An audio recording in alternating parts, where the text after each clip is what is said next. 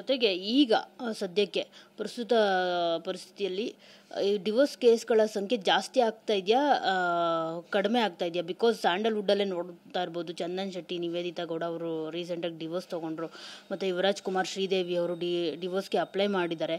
So ಅವ್ರದ್ದು same ಇದೇ ರೀತಿ ಕೇಸ್ ಇರೋವಂಥದ್ದು, ಅಂದರೆ ಮಾನಸಿಕವಾಗಿ ಟಾರ್ಚರ್ ಮಾಡ್ತಾರೆ ಅಂತ ಹೇಳ್ಬಿಟ್ಟು ಅವರು ಶ್ರೀದೇವಿ ಅವ್ರಿಗೆ ಡಿವೋರ್ಸನ್ನು ಕಳಿಸಿರೋವಂಥದ್ದು. ಸೊ ಲೀಗಲ್ ನೋಟಿಸಲ್ಲೂ ಕೂಡ ಅದನ್ನೇ ಅವರು ಹೇಳಿರುವಂಥದ್ದು. ಸೊ ಇವನ್ನೆಲ್ಲ ನೋಡಿದಾಗ ಜಾಸ್ತಿ ಆಗ್ತಿದೆಯಾ ಡಿವೋರ್ಸ್ಗಳು ತಗೊಳ್ಳೋ ಸಂಖ್ಯೆ ಅಂತ ಅಂದಾಗ, ಮತ್ತು ಈ ಕೇಸ್ ಕೂಡ ಸೇಮ್ ಇದೆ ಸರ್. ಇದ್ರ ಬಗ್ಗೆ ಹೇಳೋದಾದ್ರೆ ಏನು ಹೇಳ್ತೀರಿ ಸರ್?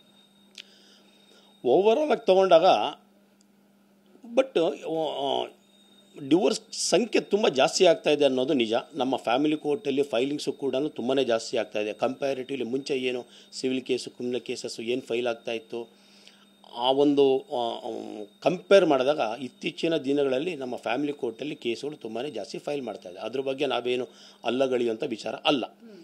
ಆದರೆ ಯಾರೇ ಆಗಲಿ ಈಗ ಡಿವೋರ್ಸಿಗೆ ಬಂದ ತಕ್ಷಣ ಕೆಲವರಲ್ಲಿ ಒಂದು ಇಮ್ಯಾಜಿನೇಷನ್ ಇದೆ, ಕೋರ್ಟಲ್ಲಿ ಡಿವೋರ್ಸ್ ಬಂದ ತಕ್ಷಣ ಕೋರ್ಟು ಡಿವೋರ್ಸ್ ಕೊಟ್ಬಿಡುತ್ತೆ ಅಂತ. ಸುಳ್ಳದು. ಅವರು ಅಷ್ಟು ವಿಚಾರಗಳನ್ನು ಪ್ರೂವ್ ಮಾಡಬೇಕು. ಅವರು ಕ್ರುಯಲ್ಟಿ ಬಂದಾಗ ಆ ಕ್ರುಯಲ್ಟಿ ವಿಚಾರಗಳನ್ನು, ಹಿಂಸೆ ವಿಚಾರಗಳನ್ನು ಕೋರ್ಟ್ನಲ್ಲಿ ಪ್ರೂವ್ ಮಾಡಬೇಕು. ಪ್ರೂವ್ ಮಾಡಲಿಲ್ಲ ಅಂದರೆ ಅಷ್ಟೊಂದು ಈಸಿಯಾಗಿ ಕೋರ್ಟು ಕೂಡ ಮಾನ್ಯ ಮಾಡೋದಿಲ್ಲ. ಬಟ್ ಸಂಖ್ಯೆಗಳು ಜಾಸ್ತಿ ಆಗ್ತಾಯಿದೆ. ಡಿವೋರ್ಸನ್ನು ಸಂಖ್ಯೆಗಳು ಯಾಕೆ ಜಾಸ್ತಿ ಆಗ್ತಿದೆ ಅಂತಂದರೆ ಅದಕ್ಕೆ ಹಲವಾರು ಕಾರಣಗಳಿರ್ಬೋದು.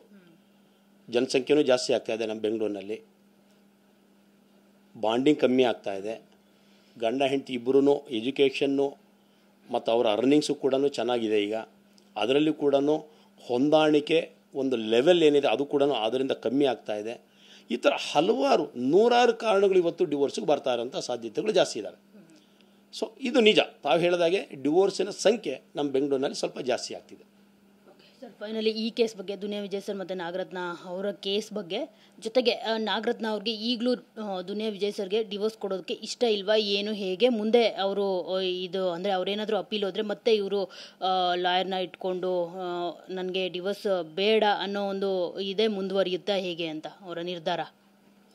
ಈಗ ಇದು ಡಿವೋರ್ಸು ಅವರಿಗೆ ಸಿಕ್ಕಿಲ್ಲ, ಅವರ ಅರ್ಜಿ ತಿರಸ್ಕಾರ ಆಗಿದೆ. ಇದ್ರ ಜೊತೆಲಿ ಈಗ ನಾವು ಕೂಡ ಒಂದು ಅರ್ಜಿ ಫೈಲ್ ಮಾಡಿದ್ದೀವಿ ಈ ಕೋರ್ಟ್ ಮುಂದೆ. ಅದು ಇನ್ನೂ ವಿಚಾರಣೆಯಲ್ಲಿದೆ. ನಾನು ಗಂಡನ ಜೊತೆಯಲ್ಲಿ ಜೀವನ ಮಾಡಬೇಕು, ನನಗೆ ಗಂಡ ತುಂಬ ಮುಖ್ಯ, ನನಗೆ ನನ್ನ ಗಂಡ ನನ್ನ ಮಕ್ಕಳು ತುಂಬ ಇಂಪಾರ್ಟೆಂಟ್ ನನಗೆ. ಹಾಗಾಗಿ ನಾವು ಒಟ್ಟಾಗಿ ಸಂಸಾರ ಮಾಡಿ ಜೀವನ ಮಾಡೋದಕ್ಕೆ ಅವಕಾಶ ಮಾಡಿಕೊಡಿ ಅಂಥೇಳಿ ಈಗ ನಾವು ನ್ಯಾಯಾಲಯದಲ್ಲಿ ಆಲ್ರೆಡಿ ಅದು ಅರ್ಜಿ ಸಲ್ಲಿಸಿದ್ವಿ. ಇನ್ನು ಮುಂದಕ್ಕೆ ಅದು ಟ್ರಯಲ್ ಕಮೆನ್ಸ್ ಆಗುತ್ತೆ. ಈಗ ಈ ವಿಚಾರದಲ್ಲಿ ಈಗ ಡಿವೋರ್ಸ್ ಸಿಕ್ಕಿಲ್ಲ ಅನ್ನೋದ್ರ ಮೇಲೆ ಇವರು ಅಪೀಲ್ ಹೋದಾಗ ನಾಗರತ್ನವರು ಕೂಡ ಅಪೀಲಲ್ಲಿ ಅವರು ಭಾಗವಹಿಸಲೇಬೇಕು, ಅವರು ಒಬ್ಬರು ವಕೀಲರನ್ನ ಇಟ್ಕೊಳ್ಳೇಬೇಕು, ಅಲ್ಲಿ ಕೂಡ ಅವರು ವಾದ ಮಾಡಲೇಬೇಕಾಗತ್ತೆ. ಈಗ ಅಲ್ಲೂ ಕೂಡ ಯಾವ ರೀತಿ ವಾದಗಳು ನಡಿಬೋದು, ಮುಂದೆ ಅದು ಏನು ತೀರ್ಮಾನ ಬರ್ಬೋದು ನಮಗೂ ಕೂಡ ಗೊತ್ತಿಲ್ಲ. ಬಟ್ ಈಗ ಒಂದು ಕೌಟುಂಬಿಕ ನ್ಯಾಯಾಲಯದಲ್ಲಿ ಈಗ ನಾವು ಗಂಡ ಬೇಕು, ನಾನು ಸಂಸಾರ ಮಾಡಬೇಕು ಅನ್ನೋಂಥ ಅರ್ಜಿ ಈಗ ಮುಂದೆ ಅದು ಕಂಟಿನ್ಯೂ ಆಗುತ್ತೆ, ಟ್ರಯಲ್ ಕಂಟಿನ್ಯೂ ಆಗುತ್ತೆ. ಅದು ಇದರಲ್ಲಿ ನಾವು ಕೂಡ ನಮಗೂ ಕೂಡ ನಾವು ನಮ್ಮ ಸಂಸಾರ ಎಷ್ಟು ಚೆನ್ನಾಗಿತ್ತು, ನಾವು ಎಷ್ಟು ಚೆನ್ನಾಗಿದ್ವಿ, ನಾವು ಗಂಡ ಹೆಂಡತಿ ಮಕ್ಕಳು ನಾವೆಷ್ಟು ಚೆನ್ನಾಗಿ ನಾವು ಒಂದು ಒಳ್ಳೆ ಕುಟುಂಬನ ನಡೆಸಿದ್ದೀವಿ, ಎಷ್ಟು ಚೆನ್ನಾಗಿ ನನ್ನ ಗಂಡ ನನ್ನ ಮಕ್ಕಳನ್ನ ನೋಡ್ಕೊಂಡಿದ್ದಾರೆ, ನನ್ನನ್ನು ನೋಡ್ಕೊಂಡಿದ್ದಾರೆ, ನಾವೆಷ್ಟು ಚೆನ್ನಾಗಿ ಕುಟುಂಬನ ನಿರ್ವಹಿಸಿದ್ದೀವಿ ಅನ್ನೋ ವಿಚಾರಗಳನ್ನು ಇನ್ನು ಮುಂದೆ ನಾವು ಕೂಡ ಈ ಕೋರ್ಟ್ ಮುಂದೆ ಗಮನಕ್ಕೆ ತರಬೇಕಾಗತ್ತೆ. ಆ ಅರ್ಜಿನ ಒಂದು ವಿಚಾರಣೆಗೆ ಕೊಂಡೊಯ್ಬೇಕಾಗತ್ತೆ. ಬಟ್ ಅವರು ಲೈಫಲ್ಲಿ ಮೂವ್ ಆನ್ ಆಗಬೇಕು ಅಂತ ಅಂದ್ಕೊಂಡಿದ್ದಾರೆ ಸರ್, ಅದನ್ನು ಕೋರ್ಟ್ ಪರಿಗಣಿಸಲ್ವಾ ಹೇಗೆ ಅಂತ? ಯಾರು? ದುನಿಯಾ ವಿಜಯ್ ಸರ್. ಅಲ್ಲ, ಲೈಫಲ್ಲಿ ಅವ್ರು ಏನು ಮುಂದುವರಿಬೇಕು ಅನ್ನೋದ್ರ ಬಗ್ಗೆ ಕೋರ್ಟ್ ಗಮನ ಕೊಡೋದಿಲ್ಲ. ನೆಕ್ಸ್ಟು ಅವ್ರು ಹೈಕೋರ್ಟಲ್ಲಿ ಏನು ತೀರ್ಮಾನ ತೊಗೊಳ್ಳೋದು, ಆ ಕೋರ್ಟಿನ ತೀರ್ಮಾನ ಏನು ಬರುತ್ತೆ ಅದ್ರ ಮೇಲೆ ವಿಜಯ್ ಅವರು ನಿರ್ಧಾರ ಮಾಡಬೇಕಾಗುತ್ತೆ.